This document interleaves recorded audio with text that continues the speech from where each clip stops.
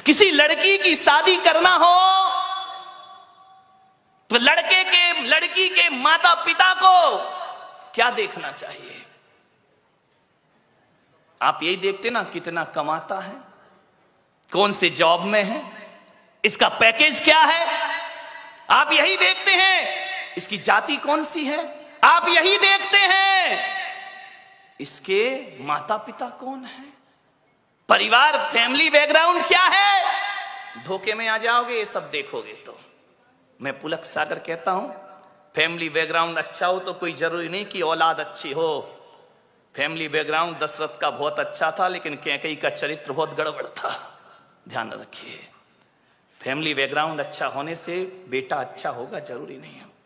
लेकिन मैं पुलक सागर आपको कहता हूं कि आपको यदि अपनी बेटी की शादी करना है, उसके हाथ पीले करना है, उसका रिश्ता लेकर के जाना है, तो ना घर देखना, ना परिवार देखना, ना आप ये देखना कितना कमाता है।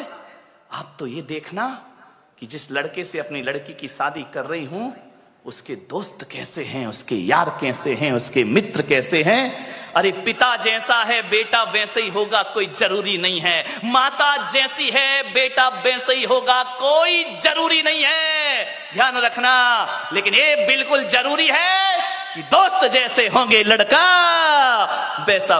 दोस्तों का बैकग्राउंड देखो, आप ये देखो किसके साथ उठता है, किसके साथ बैठता है, कहां जा। माँ बाप से छिपके काम करते हैं लड़के, माता पिता को पता नहीं चलता। और दोस्त सड़कों पे बाहर क्या करते हैं। किसी भी बेटी की शादी करो तो लड़के के दोस्तों के बारे में जानकारी जरूर लेना। यदि लड़का अच्छा होगा तो अच्छे लोगों की संगति में उठता बैठता होगा। वो लड़का यदि खराब होगा तो गलत लोगों की संगति में उठता बैठता। आदमी जैसे माँ बाप होते हैं वैसा नहीं होता, जैसे दोस्त होते हैं आदमी वैसा हुआ करता है। ध्यान रखिए। मान्यवर, एक सीख दी है मैंने आपको, इस पर कोई ध्यान नहीं देता है। आप बताइए ना, एक बेटा सही गलत किसकी वजह से होता है?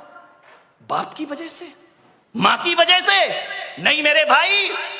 एक शराबी बाप भी चाहता है कि मेरा बेटा शराब ना पिए। ध्यान रखना। एक जुआड़ी भी चाहता है कि मेरा बेटा जुआ ना खेले। और एक बेश्या भी चाहती है कि मेरी औलाद इस गंदगी में जीवन ना बिताए। ध्यान रखना। एक चोर ने भी ये सपना नहीं देखा होगा कि मेरा बेटा चोर बने।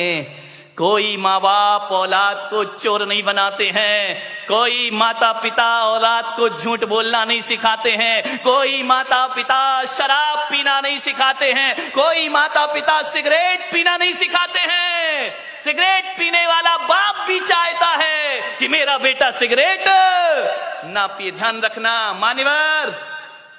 मालूम है सिगरेट पीना कौन सिखाता है? दोस्त सिखाते हैं।